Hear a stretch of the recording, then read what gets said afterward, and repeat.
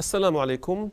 اليوم أردت تبيين الفروق الهامة الموجودة بين بعض المفاهيم العلمية التي كثيرا ما تربك الناس، بل تؤدي بهم إلى فهم خاطئ للمواضيع العلمية بشكل عام. هذه المفاهيم هي 5. 1. ما معنى الحقائق العلمية؟ 2. ما هي القوانين العلمية؟ 3. ما هي الفرضية العلمية؟ 4. ما هو النموذج العلمي؟ وخامسا ربما أهم شيء، ما هي النظريات العلمية؟ كثيرا ما يقول الناس هذه نظرية، هذه لا يعتد بها، لا نأخذ بها بالضرورة، هذه نظرية، وهم بهذا لا يعون أهمية ومفهوم النظرية، ويعتقدون أن لفظ النظرية يقصد به أطروحة فرضية، وجهة نظر، يقول لك هذه نظرية فلان، نظرية علان، هذه نظرية لا نأخذ بها. طيب، لنوضح هذه المفاهيم في عجالة وباختصار. 1. الحقيقة العلمية أو الحقائق العلمية هي تلك المعلومات التي ثبتت عند العلميين بعد عدد كبير من القياسات أو التجارب أو الأرصاد أو الحسابات المختلفة من طرف أعداد أو أناس مختلفين في أماكن مختلفة في ظروف مختلفة. يعني مثلا أنه إذا قسنا سرعة الضوء أو سرعة الصوت، قسناها في عدة أماكن، في عدة حالات، في عدة ظروف إلى آخره، وصارت القيمة الآن شبه متفق عليها، يعني ربما فرق 0.0001%، لكن لا أحد سيأتي في المستقبل ويقول سرعة الضوء هذه ليست ثابتة مثلا، أو سرعة الضوء هذه قد تصل إلى ما لا نهاية، أو قد يكون هناك شيء يعني أسرع بكثير من سرعة الضوء، أو أن الضوء أحيانا يتحرك بسرعات أقل بكثير. كذلك هل العالم متكون من ذرات مثلا؟ يعني هذه فكرة الذرات ثبتت عندنا علميا منذ حوالي قرن فقط، ولكن الآن لا جدال فيها، هناك ذرات، المادة كلها مكونة من جزيئات، والجزيئات من ذرات، والذرات فيها نواة وفيها إلكترونات، وهناك يعني حجم أو فراغ كبير جدا بين الذرات وبين الإلكترونات إلى آخره. كل هذا صار حقائق علمية لا يختلف فيه 2 من العلميين، بل أي شخص يشكك في هذا يقال له يجب أن تعيد الدراسة من الأول أو أن تراجع معلوماتك. هذه حقائق، هذه انتهينا من الحقائق. الآن القوانين العلمية، عندما نأتي ونلاحظ أن هناك علاقة بين عدد من الكميات، يعني مثلا هناك تناسب بين الجهد الكهربائي وبين التيار الكهربائي، ومعامل التناسب بينهما هو المقاومة، قانون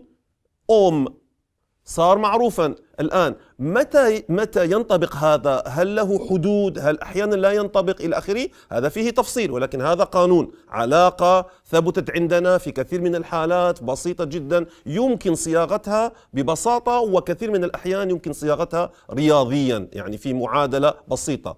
قانون أوم، قانون نيوتن للتجاذب العام، الكتل كيف تجذب بعضها بعض، قانون هابل لتباعد أو توسع المجرات، ابتعادها عن بعضها البعض حسب المسافة والسرعة، قانون معين إلى آخره، قانون كيبلر، وهو من أول القوانين التي وضعت في تاريخ الإنسان في تاريخ العلوم، قانون كيبلر الذي يبين لنا كيف تدور الكواكب حول الشمس، بأي سرعات وبأي مدة زمنية وعلى أي مسافات إلى آخره، قوانين كيبلر المعروفة. هذه مسألة القوانين. الآن الفرضيات، عندما نشاهد ظاهرة معينة، أنا لاحظت أن عندما أرفع درجة الحرارة يحدث عندي كذا في المياه أو في المادة أو في كذا، لماذا يحدث هذا؟ فأقترح أنا فرضية تفسير لهذه الظاهرة، فنقول فرضية hypothesis.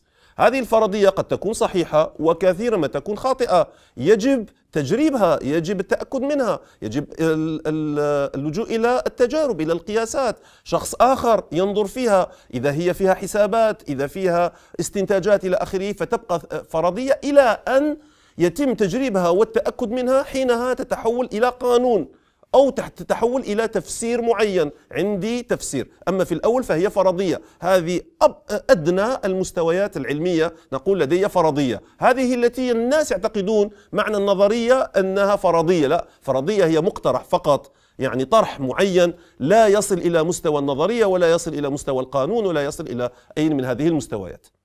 النموذج الآن نموذج موديل، النموذج هو عندما يكون عندي أنا ظاهرة أو موضوع معين أريد دراسته أو تقديم تفسير له، فأقول سأبسط الوضع، لأنه من الصعب في العادة بل من شبه المستحيل أن آخذ بعين الاعتبار كل العوامل التي تدخل في ظاهرة أو في عملية معينة. هنا درجة الحرارة، هناك هواء، هناك رطوبة، هناك حركة، هناك إضاءة من فوق، هناك درجة حرارة تنطلق من جسمي، هناك لا يمكن أن أدخل كل هذه العوامل في تفسير أي ظاهرة. فأبسط العملية فأقول نعتبر هذا السطح وسأعتبر أن هذا السطح أملس، هناك احتكاك ولكن سأتجاهل هذا الاحتكاك. هذا الجسم هو جسم مكعب مثلا، أقول أتغاضى عن أنه مكعب، سأعتقد أنه جسم مكور مثلا ويتحرك بهذه السرعة وهو يتكور حول نفسه، سأتجاهل هذه العملية. فأبسط العملية، أقول لدي نموذج جسم يتحرك بسرعة معينة على سطح أملس وعليه قوة كذا فصار عليه طاقة كذا أو تحرك بكذا إلى آخره إلى آخره.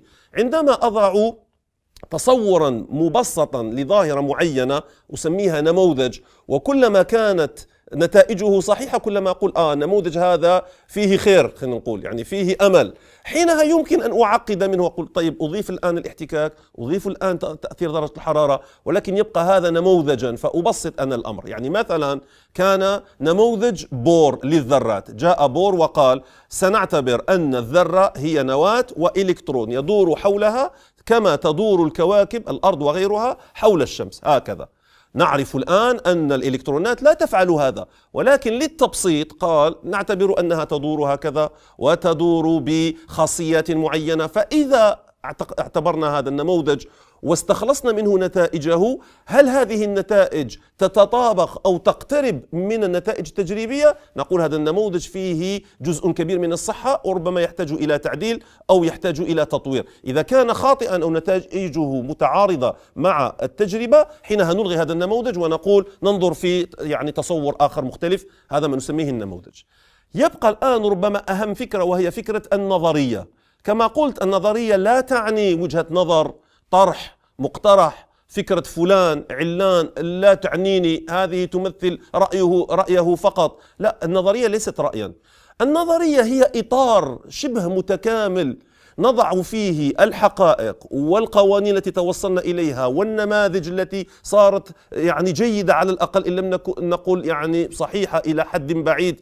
هذه النظرية يعني مثل الخارطة لموضوع معين. عندي مثلا نظرية أينشتاين للنسبية، لدي نظرية نيوتن للجاذبية، لدي نظرية الكوانتم الكم لكيف يكون سلوك الجسيمات عند المستويات الأصغر. نظرية متكاملة فيها معادلة شرودنجر، فيها مبدأ ارتياب هايزنبرغ، فيها دبرايل، فيها الطول الموجي، فيها كذا. فنضع كل هذه المركبات، كل هذه العناصر في هذه النظرية. إذا كانت كل هذه العناصر بقوانينها بحقائقها إلى آخره تضبط لنا الآن هذا المجال، دراسة المادة على المستوى الذري، على مستوى النووي، على مستوى مثلا الأحياء، على مستوى الخلايا، على مستوى كذا، حينها نقول لدي نظرية. وتبقى هذه النظرية صحيحة ما دامت كل نتائجها منسجمة مع بعضها البعض، ليس هناك أي تعارض داخل هذه النظرية، تتطابق مع كل المشاهدات، مع كل الأرصاد، مع كل القياسات، مع كل التجارب. نقول لدي نظرية. نظرية يعني شيء كبير هام عظيم جدا، لا يرقى شيء إلى مستوى أو إلى تسمية النظرية إلا أنه يعني ثبت وأثبت أن لديه كم هائل من الحقائق ومن الترابط فيما بينه. الآن بعد فترة طويلة ربما تبدأ تظهر بعض الأخطاء أو بعض التعارضات، فنقول النظرية تحتاج تعديل، شيء من التعديل، شيء من التعديل. إذا كثرت وصار فيها يعني خلل كبير جدا، نقول هذه النظرية يجب أن تعوض كاملة. حينها يحدث ماذا؟ ما نسميه بالثورة العلمية. الثورة العلمية معناها انقلاب، معناه أن هذه النظرية رميت وجئنا بنظرية أخرى تماما جديدة الآن عوضناها. أما ما دامت صحيحة وصالحة وتتماشى مع كل الحقائق التي ثبتت لدينا بالقياسات والتجارب إلى آخره، فنقول لدينا نظرية، وهذه هي النظرية التي يمشي عليها العلميون في أنحاء الأرض جميعا في مجال معين.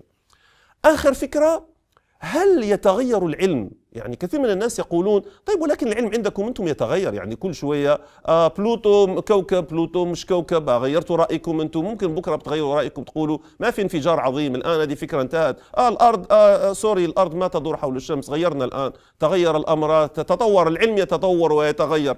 لا، العلم لا يتغير هكذا ولا يتطور بهذا الشكل. العلم لديه حقائق، هذه كما قلت عدد من الحقائق الكبير، عدد كبير من الحقائق لن يتغير في المستقبل، ربما يحدث عليه تعديلات قليلة، يعني سرعة الضوء تتغير كما قلت جزء من 100%، أو أن الذرات الآن صار فيها يعني تعديل شوية في التصور أو في الطرح أو في المعادلة، لكن تبقى أن هناك ذرات، تبقى أن هناك خلايا، تبقى أن هناك حمض نووي DNA، يبقى أن هناك أشياء كثيرة ثابتة داخل العلم. لكن العلم يتطور من ناحية أن ماذا؟ أن النظريات والنماذج هذه التي نضعها تكون أكثر تعقيدا وأكثر تعقيدا، نزيد في التعقيد.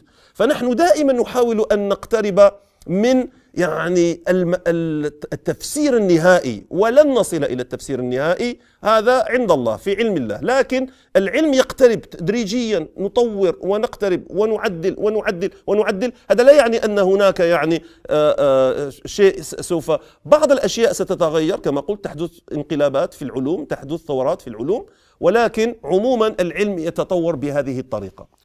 أرجو أنني أوضحت هذه الفكرة، فكرة هذه المفاهيم واختلافاتها في العلوم. إذا كانت لديكم بعض الأسئلة أو بعض الاعتراضات أو بعض التساؤلات فلا تترددوا في طرحها علينا، سواء في التعليقات أو عن طريق تويتر أو الفيسبوك، وإن شاء الله سيكون لنا تواصل في المستقبل. شكرا لكم.